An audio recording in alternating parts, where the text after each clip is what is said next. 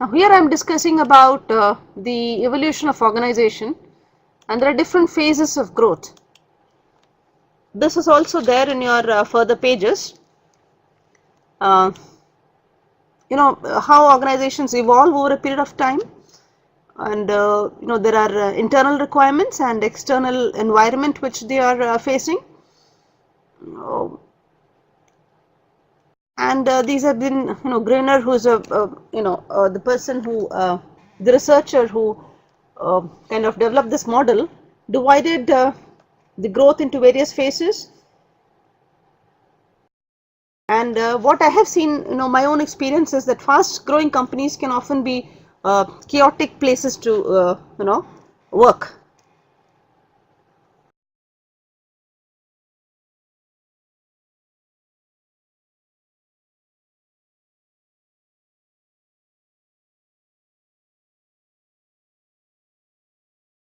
No, as because as workloads increase exponentially, approaches which have worked well in the past, start failing. Teams and people get overwhelmed with work, and previously effective managers start making mistakes, and that's where the span of control needs to be mentioned, and systems start to buckle under increased load, right?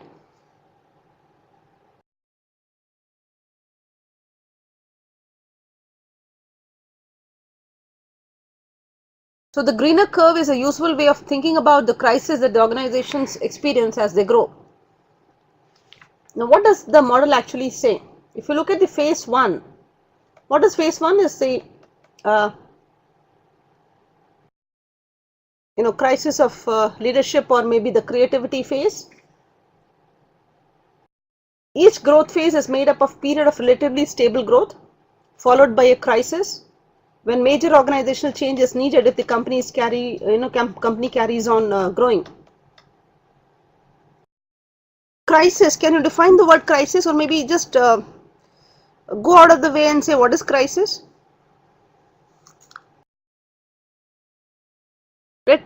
When we refer to the word red tape, it's too much of standard operating procedures, too much stress on standard operating procedures and not being able to innovate or think beyond that box because of the SOPs mentioned. Yeah, problem, challenge. Yeah, is the government going through a crisis? Yeah, I would call it as a turning point, for many of us. And it's only when we panic that, it becomes an alarming signal. Otherwise, it's a point of change. So while companies certainly have to change at each of these points, if they properly plan for it, there is no need to panic. So then we can call it, as transitions. Yeah, Alok, what's your question? So in the phase 1 creativity phase, the entrepreneurs who founded the firm are busy creating products and opening up markets, right? There aren't many there aren't many staff, like there would be a minimal number at the beginning. So informal communication works fine, and rewards for long hours are probably through profit share or maybe stock options. However, as more staff joins, production expands and capital is injected, there is a need for more formal communication. Yeah, look, if lot of changes without planning, crisis happens when planning is not appropriate.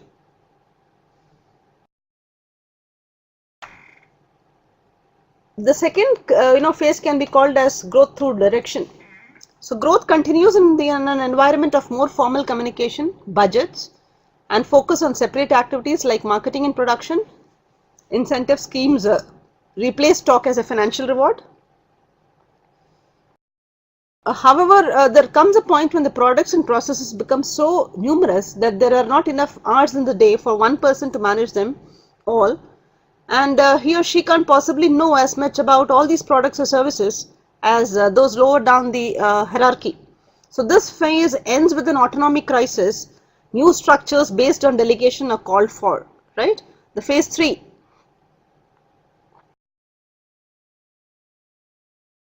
Then comes growth through delegation. So you had a creativity phase, you had a direction phase, and then comes where more people are injected, you know.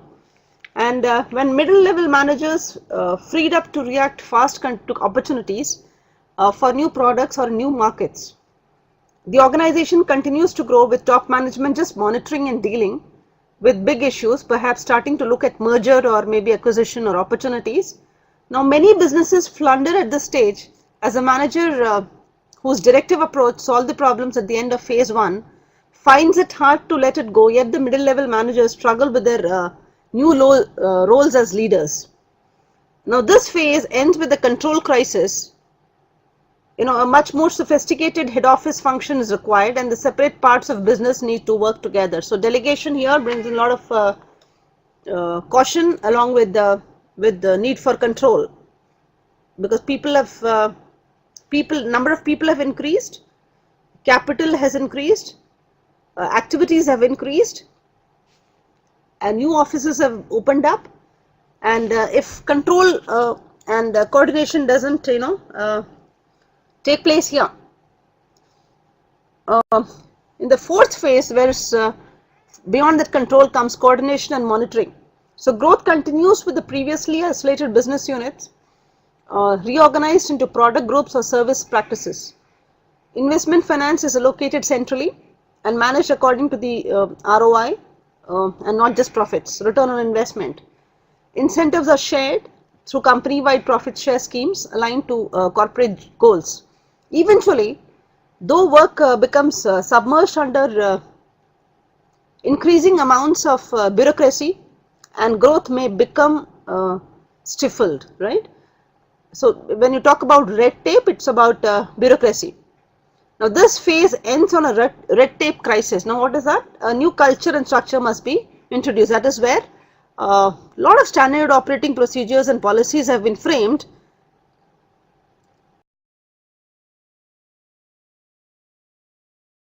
Yeah, Ranjit, it happens because a lot of policies, procedures, manuals have been developed, and when you become too stringent about it, and maybe the environment wants you to react differently, sometimes the channels and these policies might have to be overlooked to face the competition.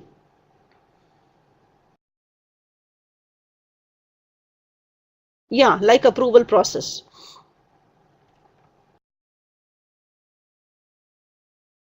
Yeah, flexibility, yes, very true.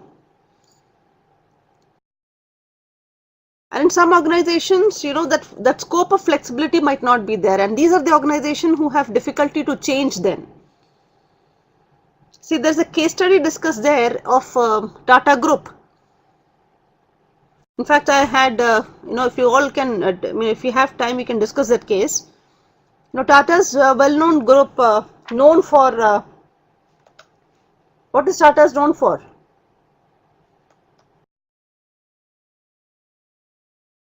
Yeah, anybody? Yeah, the heavy vehicles, right? Tata Steel, automobiles.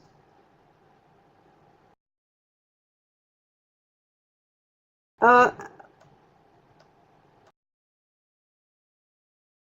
and you have consultancy services, and you have so many. They're into chemicals, they're into consumer goods, they're into services, energy, communication, information systems, materials, where you have, and then engineering. So they're into so many sectors, and since Tata took over, Ratan Tata took over, they have grown in leaps and bounds, in all these sectors. So it's being said that Mr. Tata transformed the group. If I can refer back, there is a case study of Tata Group in your book. In fact, I would like to discuss that case. Yeah, Alok, you have a question. it would have become, Ranjit, it would have become irrelevant, luckily for Ratan Tata, who took over in 1991, and when he took over, India was groaning under the license Raj, and Tata seldom ventured outside its home market. Yeah. Today, as he prepares to step down in late 2012, and the successor is also in place, India is one of the world's most dynamic economies, and Tata operates in over 80 countries.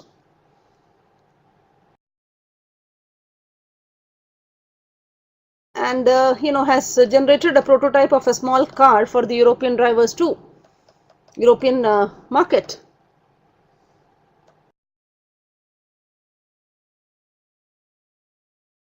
When he took over, it was just before the liberalization of India's economy, an event that Indian businesses people habitually call the country's second independence, 1991.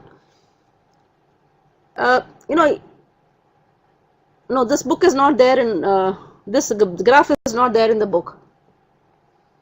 Now he spotted, just listen to that point of mine, he spotted that liberalization was both an opportunity and a threat. It was an opportunity because it set Tata free. The economy had been so tightly regulated that it could be fined, he could be fined or even imprisoned for exceeding output quotas.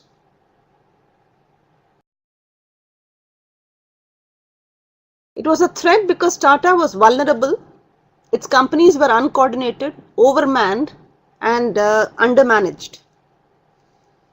They had competed with each other so vigorously that 4 textile mills drove each other out of business. Yet, there was a serious risk that leaner, fitter foreigners would wipe out the lot. So, 1991 was a threat and opportunity for the Tata Group. Now, how did the entrepreneur see it? He could have either be caught in that crisis of red tape or seen it as an opportunity of, growth. So he set about streamlining with a vengeance. He focused the group on 6 industries that have provided most of its revenues since 2000: steel, motor vehicles, power, telecoms, IT and hotels, and increased its often paltry shareholding in these core businesses. Is that clear? Yeah, he focused the group into these categories: steel, motor vehicles, power, telecoms, IT and hotels, and then he was able to concentrate. So the group as such embraced globalization. The pace of foreign acquisitions grew dramatically 95 to 2003. Tata companies made on average 1 purchase a year. In 2004 they made 6. In 2005 to 6 more than 20. And that was the scale of their growth. Now Tata Tea's takeover of Tetley Group, a British company, in 2000 was the first several bold buys of well-known brands that announced the group's arrival in the global big league.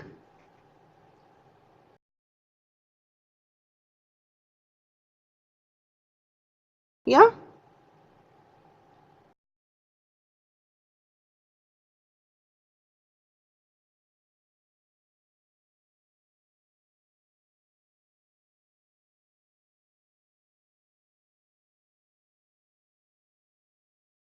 Yeah, Satish, yeah, that's what I'm trying to say, that how did the group see its growth? So once that is over,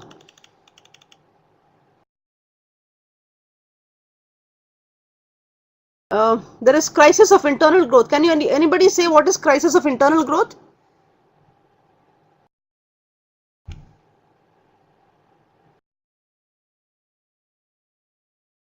Can anybody share what is crisis of internal growth?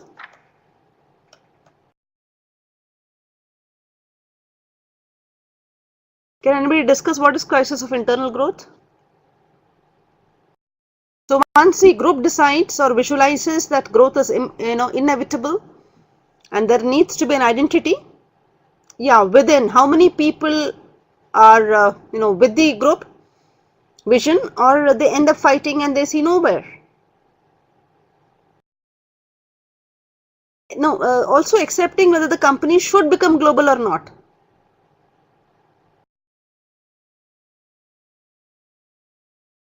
Yeah, which company are you working, Alok?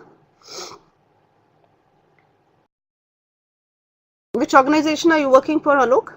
Okay, okay. Alcatel, that's a big company. Yeah, so here comes the question of whether you collaborate or you end up knowing not each other, competing against each other. And how does organizational culture enable this kind of a collaboration within, and how do teams look forward to work together?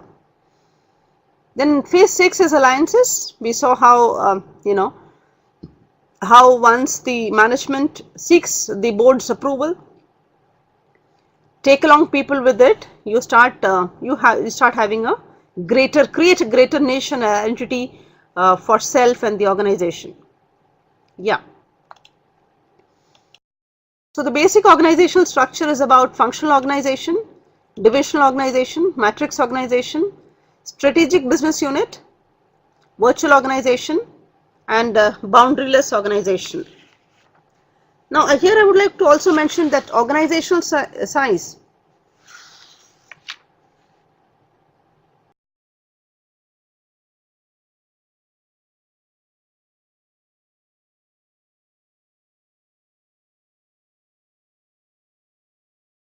Yeah, what is it?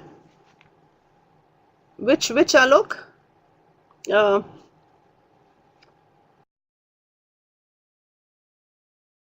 mm-hmm.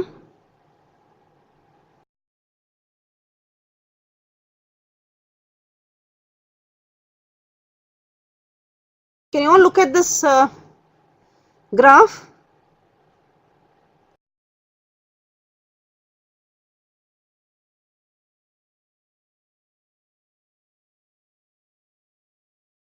So we have organizational designs which can be classified as mechanistic and organic design.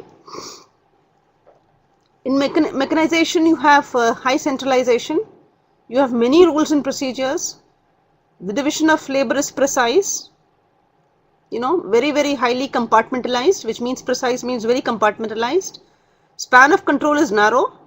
Formal, the project manager could be formal and impersonal, whereas in organic design you have decentralization, the rules and procedures are few, division of labor is open, span of control is wide, and the project manager who has the authority is more informal and personal, right? So if you look at maybe organizations pre 1991 and organization post 1991, or I would also say organizations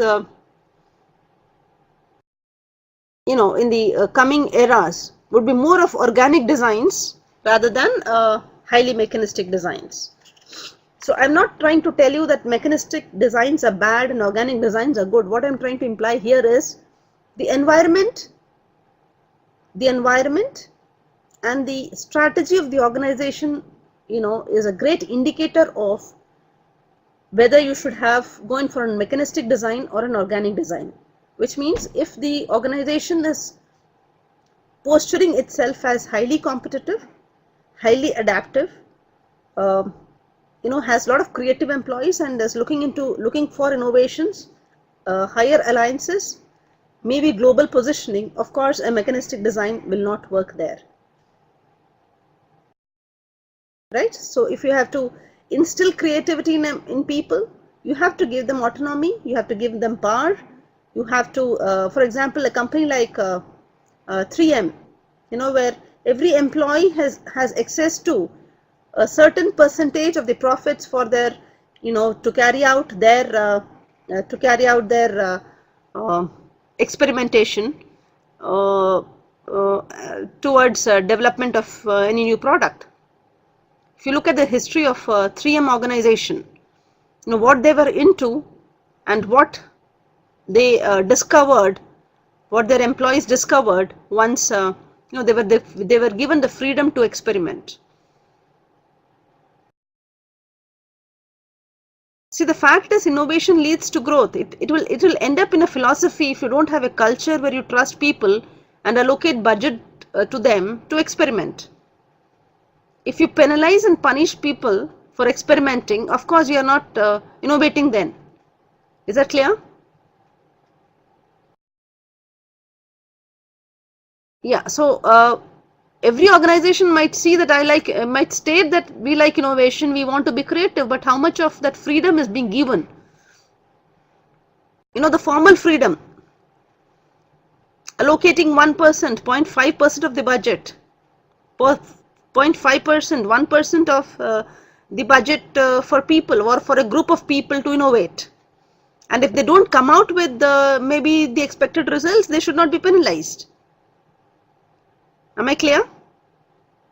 Yeah, so Google has 20% of your time rule. Yeah, it's formally stated.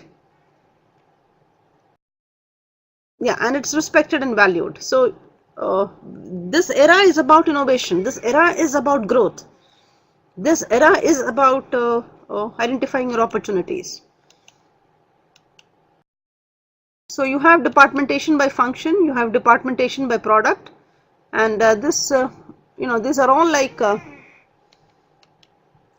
explanatory here. And you have by process, you have by customer group. Maybe a simple functional structure might look like something like this, right? You might have a divisional organizational structure. Yeah, so you have it's based on products.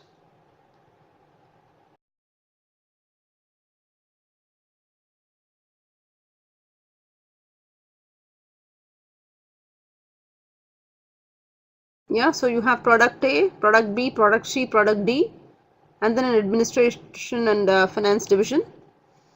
You have a matrix organizational structure which contradicts the the rule of Fayol and says that a person cannot have two managers, but in a matrix structure you have you could have two bosses. Yeah, the problems could be avoided when the managers responsible for the person also understands the need for coordination, and the pull and push strategy with the employee is not implemented.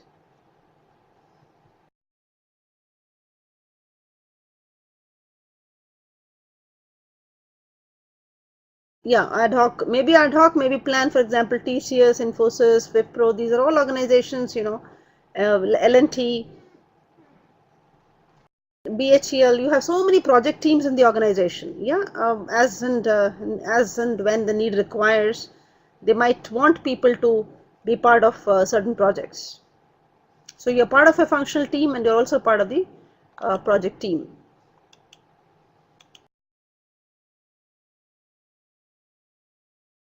So you have a narrow span of control and a wide span of control. Grakuna's formula, it's a very well-known formula, who came out with this formula where he said that direct relationship is equal to number of subordinates, and he came out with this formula that every person should have apply this formula where n stands for the subordinates and cross relationship should be n minus 1, and that gives rise to the total relationship a person can have, a manager can have. Yeah, we did discuss about this. Yeah.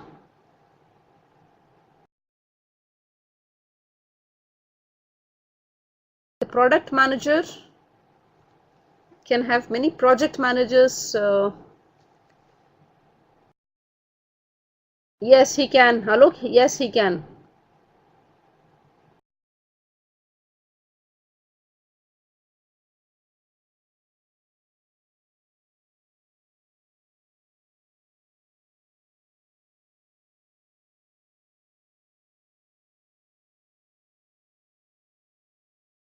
Can anybody explain what is degree of standardization? What do you mean by degree of standardization?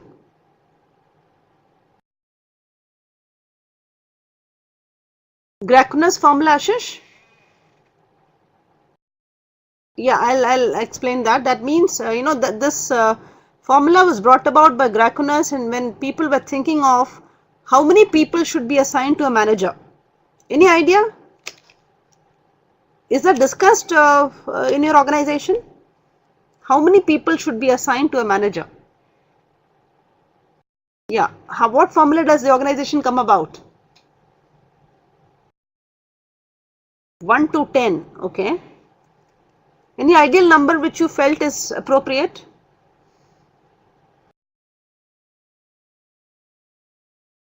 One person having 40 subordinates. Alok, are you trying to say that?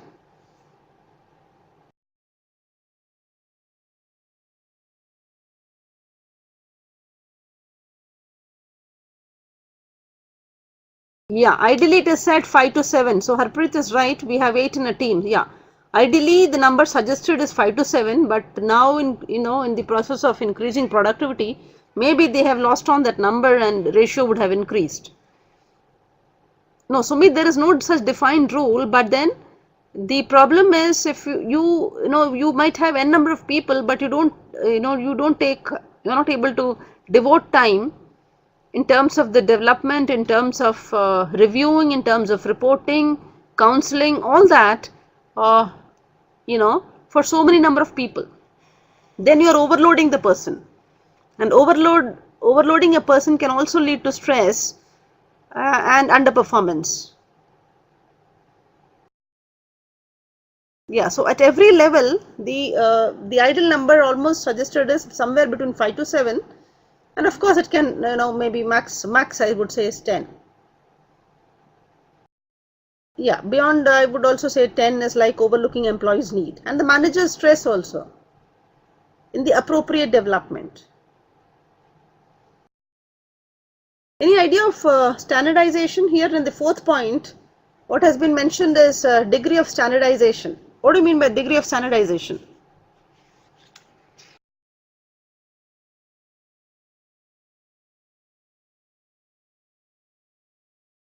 Yeah, what is degree of standardization?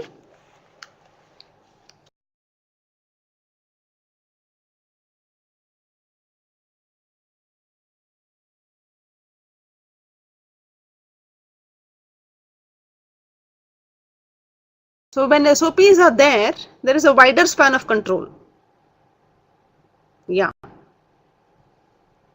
Yeah, true. So when there is, when the discussions and there are higher scope for innovations and creativity, there is a narrow span of control. So that degree of standardization, how much of your products and services is subject to standardization also determines whether you need to have a wide or a narrow span of control.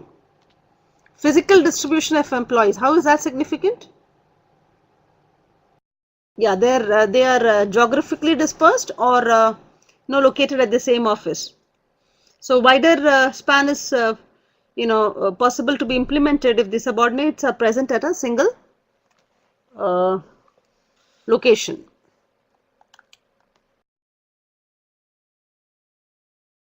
Nature of stability and complexity of work. As I said, you have to be more of a programmed decision making or a non-programmed decision maker. This is also a term which will come across very frequently, the line authority and the staff function. So what is line authority?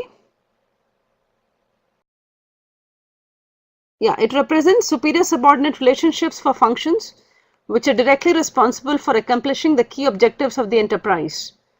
Line professional has authority and responsibility and is authorized to make decisions in the regard. Executives. So what it means executives, fine, but what is the key point there? Accountability and responsibility. Yeah. So if line authority, line along with the word line, authority word is also used, which means they have been empowered to take decision, but also answerable for the decisions they take.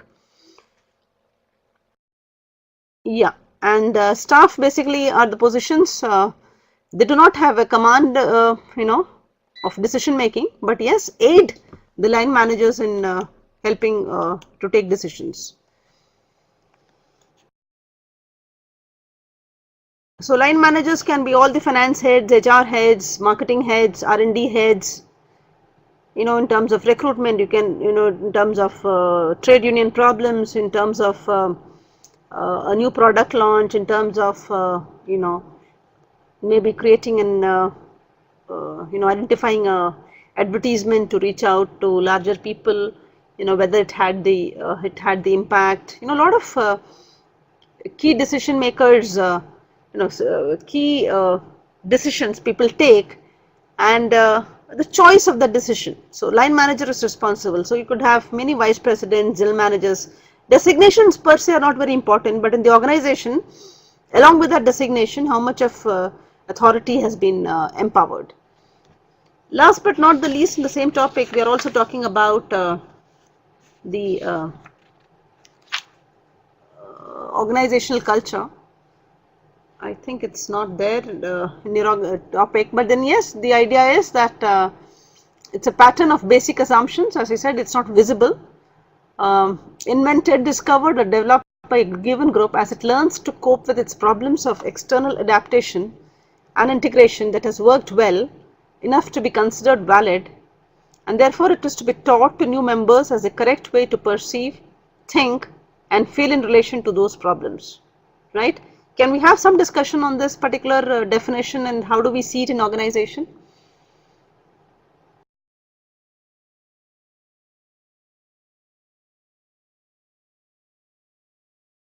Yes, it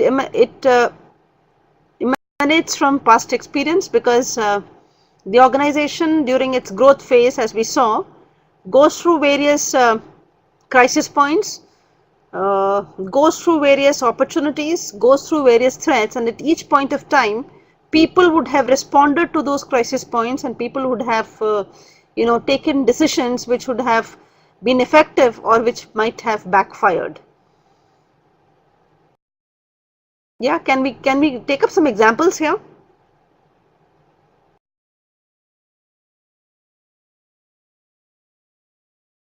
No, I said, an organization has phases of growth. I just mentioned, showed you that graph of creativity, of stability, collaboration, alliances. So you had various phases, and in each phase what happens is the people respond to those threats and opportunities, and those responses would have been effective or it would have backfired. Yeah, for example, the Tata's decision to become global,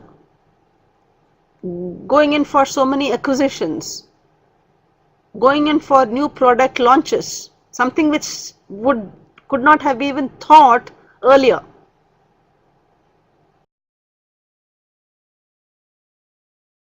Yeah, or maybe if you look at the aviation sector, the Deccan Airways coming and saying that we would launch a low cost carrier.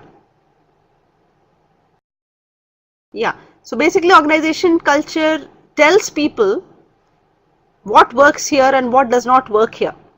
Now the implication here is, does the managers need to completely get trapped in that organizational culture, or by risk taking and entrepreneurial spirit, tapping those opportunities, or creating new organizational designs, you open the culture for accommodating newer possibilities.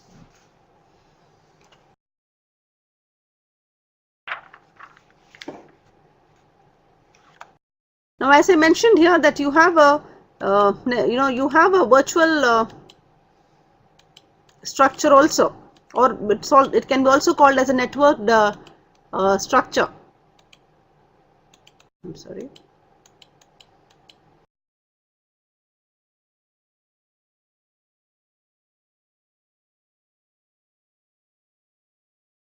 Yeah. For example, the structures of Nike and Reebok, for example, which have earned a name for themselves in the field of sports related goods, especially footwear. Nike does not have the production facility of its own, and Reebok does not have any plans.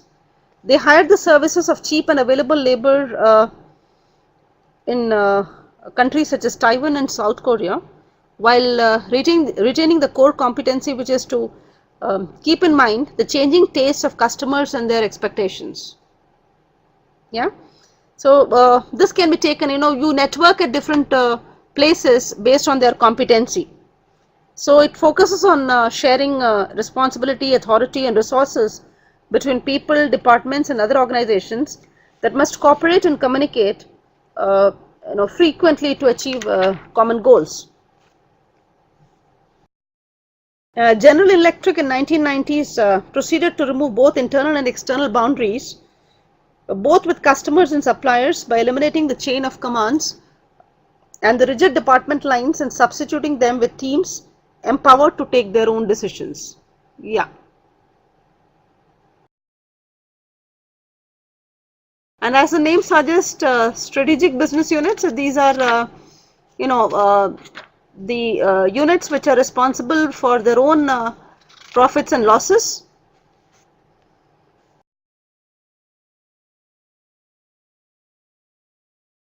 And the focus here is, in spite of having an organizational structure, to achieve their organizational goals, how does each activity and people are combined to synergize towards generating their own profits.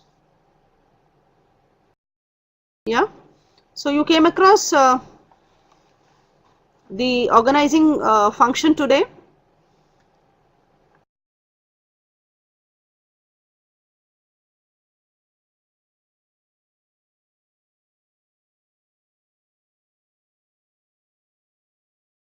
The next topic which I would like to probably take up is maybe decision making, especially if I look at the